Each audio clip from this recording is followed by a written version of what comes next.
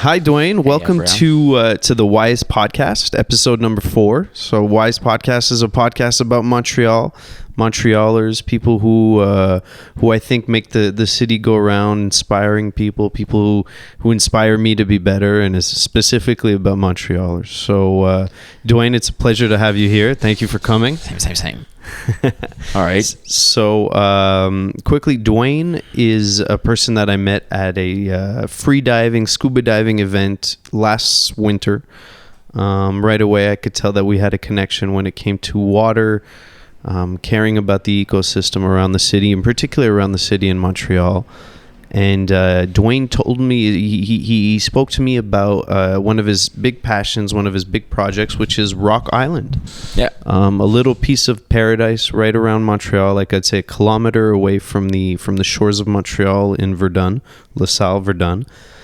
And I had the honor of going there a couple of times this summer. I was there a few days ago, and there's a big ecological thing that we're doing there, and it's very exciting. It's a big project for us at Wise, and it's about saving an indigenous plant that's currently in danger. It's called the North American Waterwillow. Yep. Right, and the waterwillow helps filtration of the water around here in the system. There's all types of good benefits for the environment, and I'm going to let Duane kind of take it away. Tell us about the waterwillow. Yeah, you said it. Well, yeah, thanks for having me, Abraham. It's pretty good. All what's going on right now, it's quite positive. So what's going on is, like you mentioned, there's that little island. It's right next to Montreal. There's a beautiful view of the downtown area from the island, which is quite interesting, because you're out there in the wild, technically in the middle of the St. Lawrence River, and there you are next to the city also. So it's a good place to talk about nature conservation, and then that's why we need people coming there with that state of mind, which the WISE team does. And so what does the WISE team do is that there's a little plant that needs a bit of help. And what's interesting is that she doesn't only need like money and infrastructure, she also needs like arms to come and actually help. And which is why the WISE team was there a couple of days ago, like you mentioned. So this plant is the American Waterwillow. It's a semi-aquatic plant, which means that she grows in about 1 meter of water, which will be on the water sides. And then she grows out of the water. At this time of the year, she's quite pretty because she's got she's in bloom. She's got flowers all around. They're quite cute little white and violet flowers. And she grows around the island, being one of the rare spots in Quebec where we can find her. So there's only 5 places left in Quebec where you can find the plant. 3 of them places being considered like viable environments for her, with a bit of a future. Only 3 places left in Ontario, and she's totally disappeared from Vermont and the northern US states, so it's quite sad. And so this plant helps, like you mentioned, filtering water. She actually gives a bit of a shade to the water in places that are not so deep, so the sun can actually hit the bottom of the water and warm up too much place. But she doesn't let that happen, she gives shade. But what she really does, like the best help I know she does to the environment and her ecosystem, is that she's quite friendly for a spot for the fish to grow in. Because the fish, when they're young and they're small, they can't go out at large because there's larger fish also waiting for them. So they need to evolve in a space that's like the little hidden spots that the American Waterwillow gives them. So she's important for the place, but she's disappeared throughout the years because we've artificialized the environments. We've created dams on the St. Lawrence River. We've put rocks next to waterside so we can have beautiful parks and have rich people have big houses and stuff. And so throughout the times now, more and more people are gaining back like control over the water sides. People want to go on the water, and here we are with this little plant that's in total need of help. And she is found around Rock Island, next to Montreal, next to the downtown area. So that's why me and you got to know each other, because this is not something that's out there so far away. It's just here.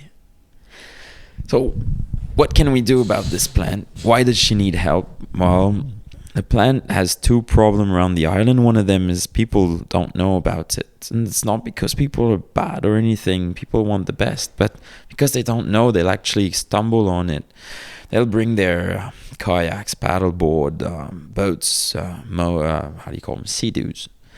And they'll just hit it. So what I'm trying to do, working with Heritage Laurentien, which is a specialized group that's mostly around the rapids next to Montreal on the St. Lawrence River, is we're trying to have a program where we can get people that use the island regularly to know about the American Waterwillow.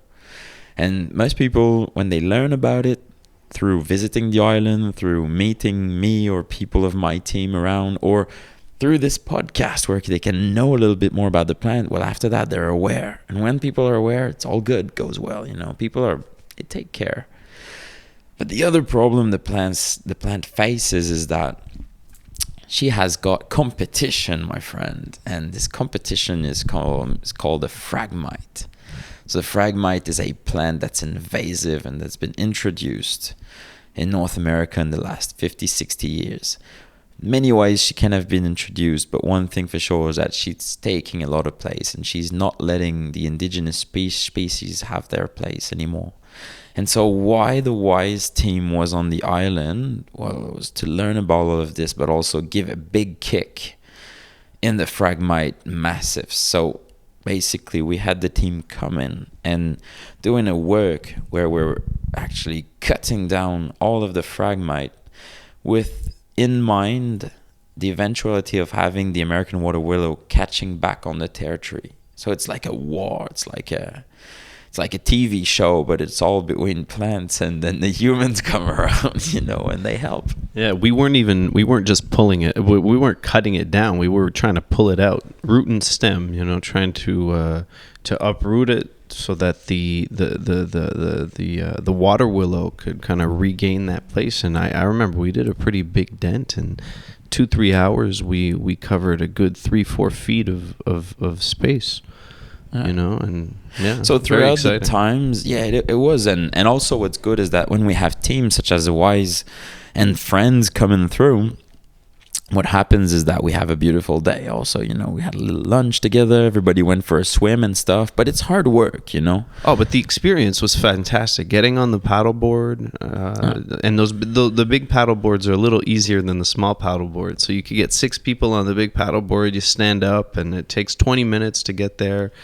A bit of exercise, good time with your friends, and when you get there, it's truly heavenly. So yeah, we did put in some work, but it wasn't that hard. And the work, you're in a dry suit, it's fine. You get some sun, you're there with your friends, so it's not hard work. That's true. It's fun. It's satisfying. It's satisfying for sure. I mean, it's not.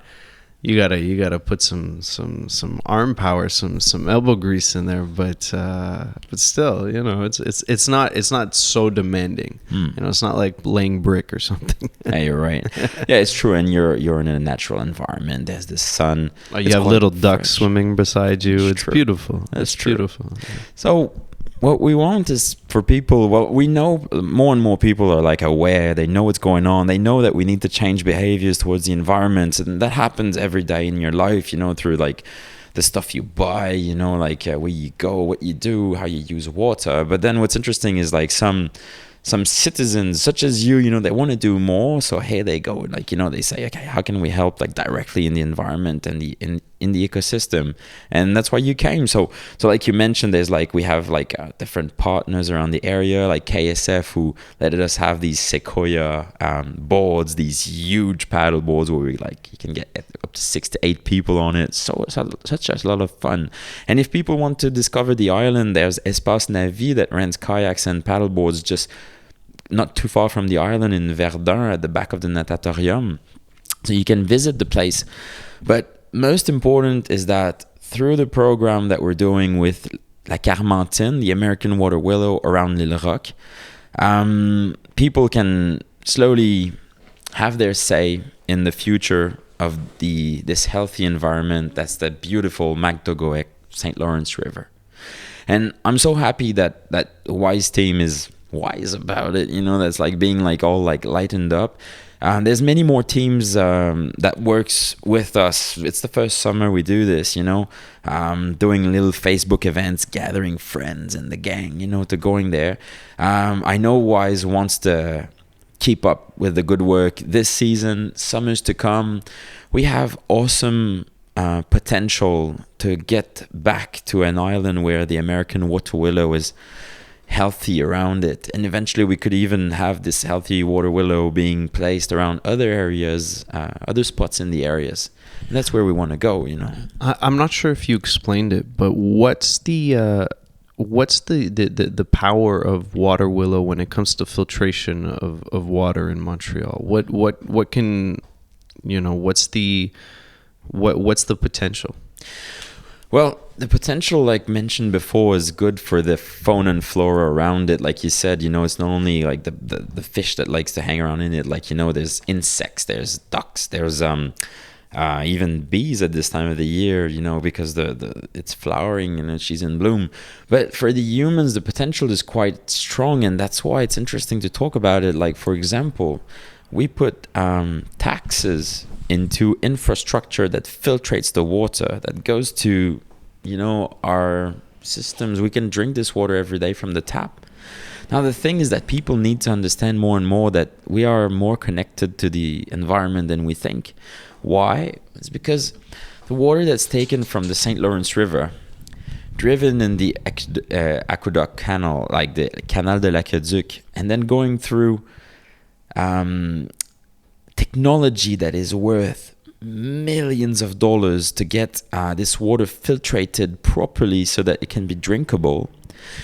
If people would understand how much a little percentage of the money, the millions that we put into the technology and infrastructure to filtrate the water, if we take just a little tiny bit of that money to give back to nature its normal natural environment, mostly into filtrating plants that are found on the water side, the service that's being given by the environment and that goes to us would be so large. And we're now more and more able to actually calculate it and understand that a population of plants such as the American Waterwillow does such a good filtering power, has such a big power, and also making sure that the water doesn't go too warm in the St. Lawrence, because warm water with rejects from industrial plants, rejects from agricultural practices, rejects from roads and transport, or from cities, from just sewer systems. These rejects, in the end, they get to be such a problem to filter. Eventually, it won't even be something that we can calculate in millions of dollars of taxes. Eventually, it'll get to be a problem we won't even know how to deal with, And even though Montreal is considered as an island, and people think that, in Quebec, there's lakes and stuff, it's all good. But the truth is that what's coming up with climate change is stuff that can be already observed, is that most continents have a problem drying up in their center. And the Great Lakes that brings us all this beautiful water and other rivers that flow through might not operate the same way in 5, 10, 15, 50 years, And that means having plants and ecosystems that can take the shocks that we're going to live, so that not only the magic of our technology and infrastructure can do something about it, but also that thing that's been running for thousands of years, which is just nature. Mm-hmm. So the wise thing to do, not to play with the words, is to take care of it, be aware of it, and be aware of it grows through knowledge. This is being passed through, such as like with podcasts that we're doing right now. But the best way ever to learn, and this is where the invitation is to join teams such as the Wise team, is to find a way to get to the island by renting kayaks or paddle boards, and to get to come and learn about it while on the island. And so you can get the vibe of it, you can get the feel. And from this, I think that, we're going somewhere. People in Montreal care. And I believe we need to care more even. And here we go. You can find me there. You can find information on the internet and learn about all the big things, such as like how the St. Lawrence River is bringing us water and where it's going through. Such small and tiny thing as knowing what's up with the American Waterwillow around Montreal. Well, I'm super excited to get more and more involved with you, Duane. I've been buzzing all weekend from it. So yeah, if people want to get involved, they could either contact Wise, because we're going to be doing more excursions to the island. Awesome. Otherwise, they could go to the Heritage Laurentien website. I'm going to put all the links in with the video. Otherwise, they could always contact Navi, which is by the Natatorium in La Salle, if they want to go and grab a kayak. Otherwise, they could go to KSF, which is at the park of the rapids, right, which is not far from there. And that's they're great resources. And yeah, you're absolutely right. That's the way to get involved. Just jump on the water, get there, explore it. I mean, it's getting cleaner and cleaner.